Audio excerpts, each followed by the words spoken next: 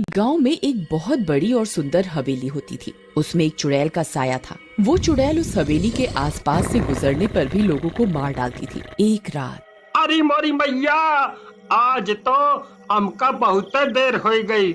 उसी मनहूस हवेली के पास से गुजरेगा पड़ी।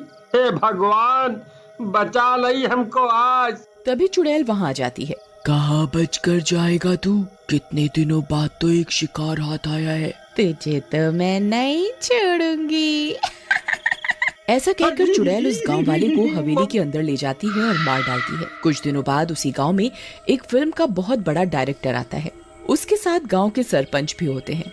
डायरेक्टर उस हवेली को देखता है। अरे वाह, क्या हवेली है, क्या लोकेशन है, वाह वाह, मजा आ गया। अगर मैं यहाँ पर अपना ही अलग बिग बॉस बनाऊं तो मजा ही आ जाएगा।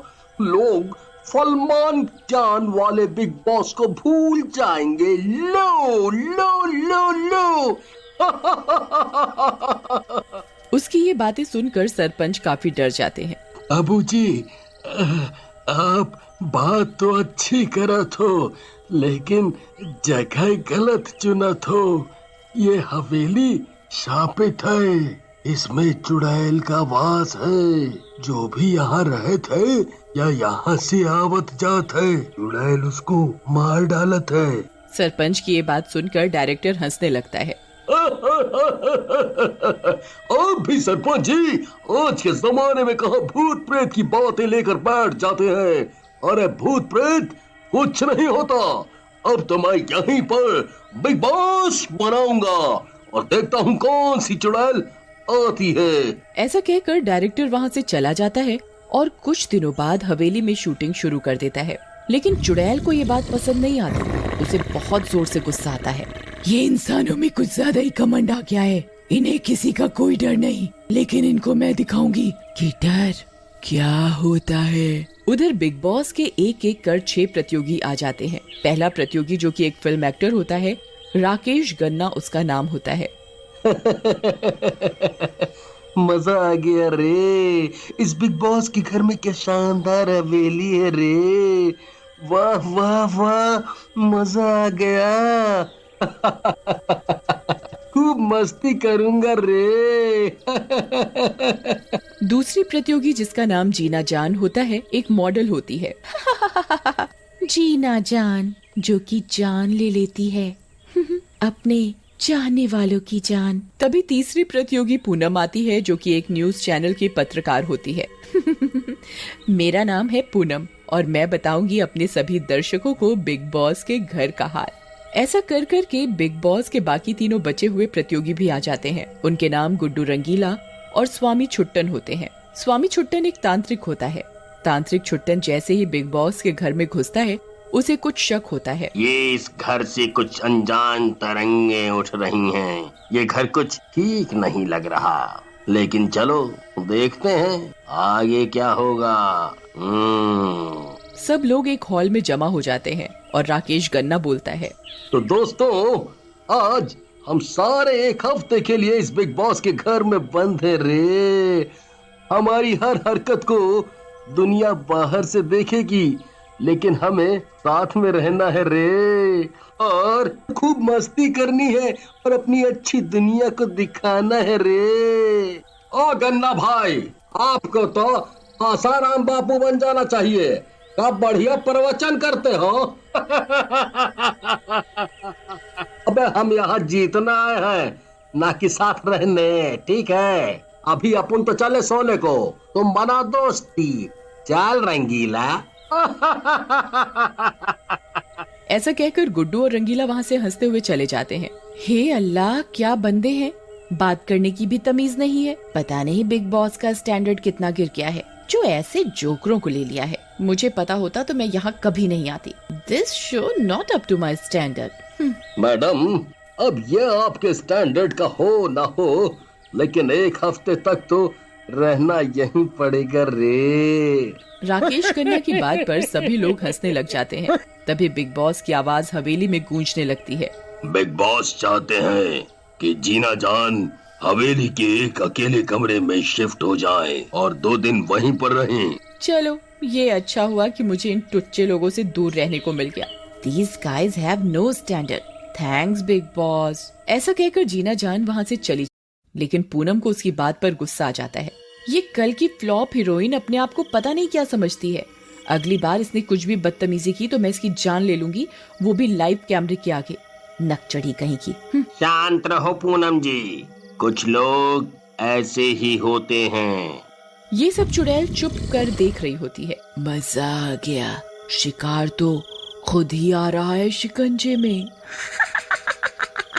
उधर जीना जान अपने कमरे में चली जाती है और रात में जब वो सो रही होती है तभी चुड़ैल उसके ऊपर आकर के बैठ जाती है।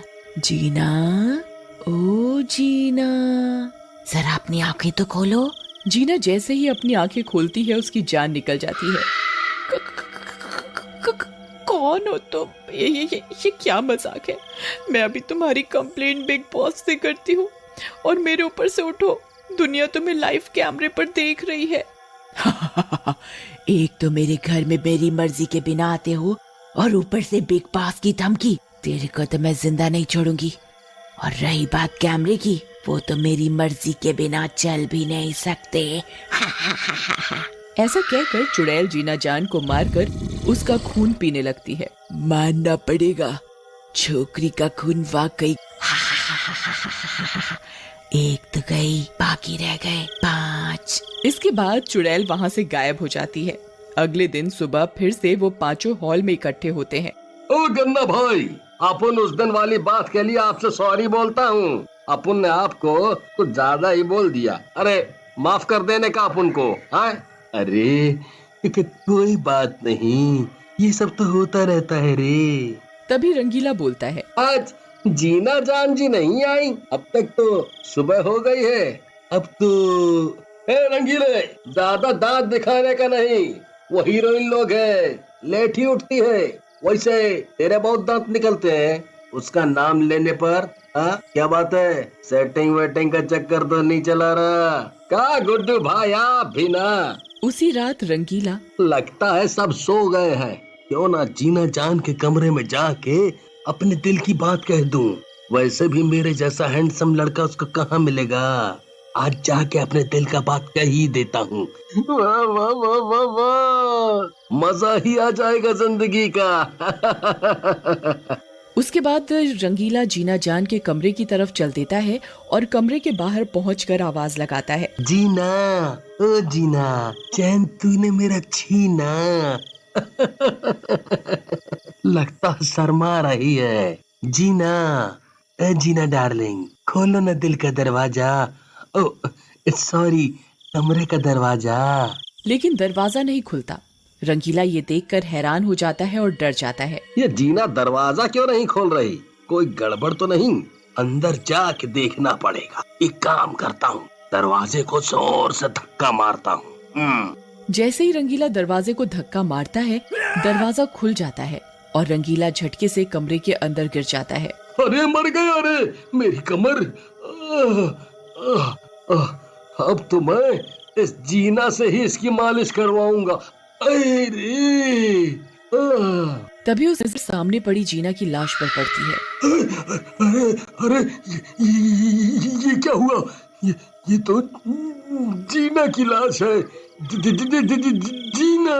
तभी चुड़ैल वहाँ आ जाती है। चुड़ैल को देखकर रंगीला काफी घबरा जाता है। रंगीला डार्लिंग, तुम्हारी जीना को जहाँ जाना था वो जा चुकी है, अब तुम्हें भी वहीं भेज देती हो। लेकिन चुड़ैल जी, कौन हो तुम और हम लोगों को ऐसे क्यों मार रही हो?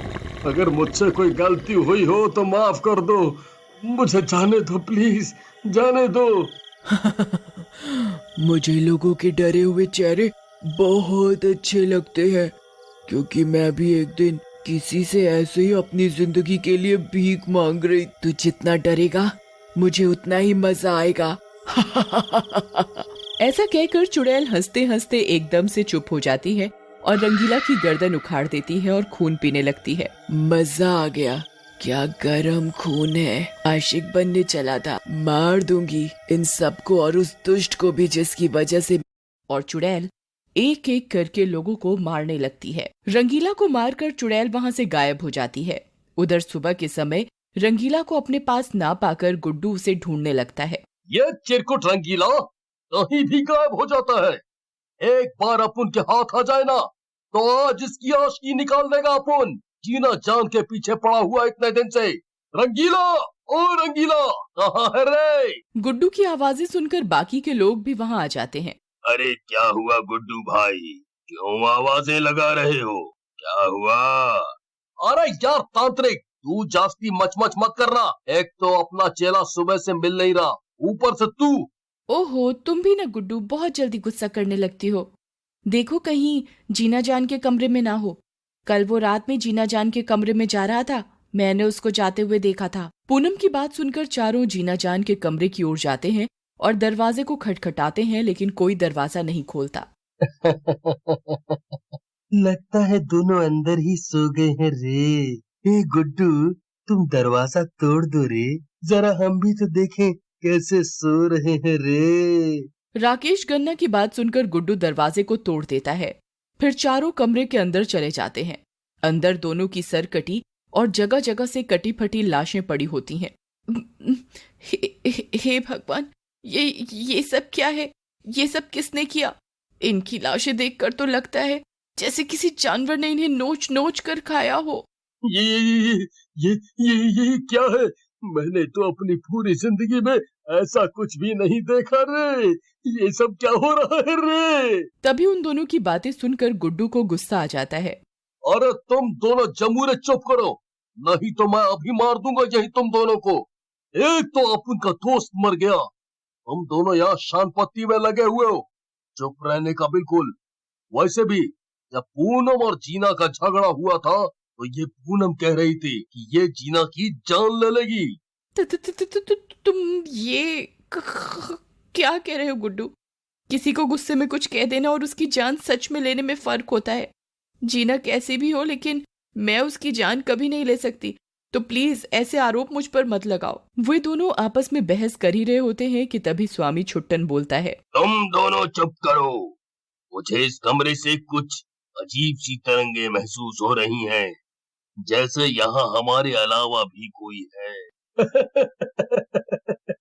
क्या क्या क्या स्वामी जी, कुछ भी? अरे यहाँ हम चारों के अलावा कोई नहीं है रे, और हम ही चारों में से किसी ने इन दोनों को जान से मारा है रे। नहीं राकेश, मेरी विद्या कभी गलत नहीं हो सकती। यहाँ पर कोई है। छुट्टन जोर से चिल्लाता है। जो कोई भी है सामने आओ। मुझे पता चल गया है कि तुम यही हो और हमें छुप कर देख रहे हो। सामने आओ। तभी चुड़ैल उनके सामने आ जाती है। तो तुम लोगों ने मुझे पहचान ही लिया। तुम लोग अब यहाँ से नहीं जा पाओगे। तुम लोगों को मैं यहीं मार दूंगी। बच सकते हो तो बच लो। ऐसा कहकर चुड़ैल फिर से गायब हो जाती है। क्या स्वामी, तू कितना मनहूस है रे। जो बोला वो हो गया रे। अब हम क्या करेंगे रे? हमारी जान कैसे बचेगी रे रे रे? ये जो कोई भी हो, अपन के रहते हम चारों को छू भी नहीं सकती। और फिर मुझे इस दुष्ट चुड़ैल से अपने भाई, अपने दोस्त रंगीला की मौत का बदला भी लेना है। नहीं नहीं गुड्डू, ये चुड़ैल कोई छोटी मोटी शक्ति नहीं है। ये बहुत समय से यहाँ है और इसने काफी शक्तियाँ अर्जित कर ली हैं। हम चारों मिलकर भी इसका कुछ नहीं बिगाड़ सकते। तुम ये कहना चाहते हो कि हमें से कोई भी इसका कुछ नहीं बिगाड़ सकता और हमें मरना ही होगा? नहीं नहीं, मैंने ऐसा कब कहा? ये चुड़ैल मर सकती है, लेकिन इसे मारने के लिए हमें पहले यही समझना होगा कि ये चुड़ैल क्यों बनी और ऐसा होने का क्या कारण था। तभी हम आगे के बारे में कुछ कर सकते हैं। और हाँ, अब से हम चारों को एक साथ ही रहना होगा, नहीं तो ये चुड़ैल किसी को भी जिंदा नहीं छोड़ेगी। मुझसे इतना सब प्रपंच नहीं होगा। मैं अभी जा रही हूँ, तुम लोग लड़ो और जीतो इस चुड़ैल से। पूनम गुस्से में दरवाजे की तरफ बढ़ती है, लेकिन जैसे ही दरवाजे को छूती है उसे जोर का झटका अरे मर गई रे, इसमें तो करंट दौड़ रहा है। हाय राम, मैं कहाँ फंस गई। ऐसे चिल्लाते हुए पूनम बेहोश हो जाती है। तभी वहाँ चुड़ैल आ जाती है। मैंने बोला था ना तुम सबसे कि तुम लोग यहाँ से नहीं भाग सकते। लेकिन तुम नहीं माने। तुम लोगों की मौत तो तय है, बस अगर आराम से रहोगे तो मैं तुम्हें ज्यादा तड़प पाऊंगी नहीं। अब ले जाओ इसे, मैंने अभी इसे सिर्फ बेहोश किया है, शिकार बाद में करूंगी। मैंने कहा ना कि हम इस चुड़ैल का कुछ नहीं बिगाड़ सकते, हमें मिलकर ही कुछ करना होगा। अब उठाओ इसे और ले चलो कमरे के अंदर। भूख लगी है रे, किसी को कुछ खाना है रे, मैं तो जा रहा हूँ, तुम लोग भी आ जाओ रे। लेकिन सभी लोग मना कर देते हैं। लेकिन राकेश गन्ना को भूख लगी होती है और वो किचन की तरफ जाता है। अरे यहाँ तो कुछ भी नहीं है रे, चलो फ्रिज में ही देखता हूँ, शायद कुछ पड़ा हो खाने को रे। ऐसा कहकर राकेश गन्ना फ्रिज का दरवाजा खोलता है। लेकिन जैसे ही वो फ्रिज का दरवाजा खोलता है, चुड़ैल फ्रिज में बैठी होती है। आओ मेरे सुपरस्टार, तुम्हारी भूख मिटाऊं। मुझको भूख नहीं लगी है रे, मैं तो सिर्फ फ्रिज देख रहा था रे। माफ कर, आई हेट मरना वरना रे। लेकिन चुड़ैल उसकी एक बात नहीं सुनती और उसे मार डालती है और वहाँ से चली जाती है। उधर राकेश की चीख सुनकर बाकी के तीनों भी भागते हुए आते हैं। इसे भी मार दिया, ये चुड़ैल को तो अपन छोड़ेगा नहीं, सबको मारे जा रही है, मैं इसको मार डालूंगा। पागल मत बनो गुड्डू, ये चुड़ैल है, अब तो क्या हमारे जैसे हजारों भी इससे मुकाबला नहीं कर सकते, इससे हम सिर्फ तंत्र विद्या द्वारा ही लड़ सकते हैं। फिर छुट्टन के द्वारा समझाने पर तीनों एक कमरे में तांत्रिक क्रियाएं करने लगते हैं। छुट्टन उस हवेली में रहने वाले पूर्वजों की आत्मा को बुलाने लगता है। ओम ह्रीं क्लीं, ओम ह्रीं क्लीं, ओम ह्रीं क्लीं। थोड़ी ही देर में वहाँ धुआं धुआं हो जाता है और एक औरत की आत्मा प्रकट होती है। बोलो तांत्रिक, मुझे यहाँ क्यों बुलाया है, बोलो। हम तीनों लोग यहाँ फंस गए हैं, ये चुड़ैल हम तीनों को मार देना चाहती है, प्लीज हमें बचा लो। तुम तीनों लोग पैसों और नाम के लालच में यहाँ आए और फंस गए। तुम्हें पता है कि तुम्हारी एक भी खबर बाहर नहीं जा रही। बाहर वालों के हिसाब से तुम सब लोग बहुत मजे में हो। उस चुड़ैल से तुम्हें कोई नहीं बचा सकता। उसे भी तुम जैसे कुछ लोगों ने पैसों के लालच में मार दिया था और नीचे के तहखाने में गाड़ दिया था। लेकिन तुम्हें ये सब कैसे पता है? मुझे इसलिए पता है क्योंकि मैं उसकी माँ हूँ। मेरी ही सेवा के लिए उसने शादी नहीं की और मेरी मौत के बाद अकेले ही रहने लगी। लेकिन एक रात कुछ बुरे लोग आए और चोरी करते समय उसे तलवार से मार कर चले गए। तब से वो ऐसे ही भटक रही है। अब उसे मारने का एक ही तरीका है कि वही तलवार उसकी छाती में दिल के पास वार किया जाए और उसकी लाश का अंतिम संस्कार कर दिया जाए। आत्मा ये बातें बताई रही होती है कि तभी चुड़ैल वहाँ आ जाती है और गुड्डू वहाँ से चुपके से तलवार लेने निकल जाता है। माँ, तेरे लिए मैंने सब कुछ छोड़ा, लेकिन तू भी इनकी तरफ से बोल रही है और मेरी मौत का राज बता रही है। बेटी, तू ये जो भी कर रही है गलत कर रही है। बहुत जाने ले चुकी है, अब बस कर दे, जाने दे इन्हें, ये लोग तो मासूम हैं। लेकिन चुड़ैल आत्मा की बात नहीं सुनती और छुट्टन को उठाकर पटक देती है। गिरते ही छुट्टन की मौत हो जाती है और चुड़ैल पूनम की तरफ बढ़ने लगती है। लेकिन तभी गुड्डू वहाँ आ जाता है। उसके हाथ में वही तलवार होती है। मैडम, आपकी कहानी सुनकर आपको मारने का तो मन नहीं कर रहा अपन का, लेकिन क्या करें, अपनी जिंदगी और आपको यहाँ से आजाद करवाने के लिए आपको मारना तो पड़ेगा ही। ऐसा कहकर गुड्डू तलवार चुड़ैल के दिल के पास मार देता है और चुड़ैल मर जाती है। उसके बाद वो उसकी लाश जो कि तहखाने में थी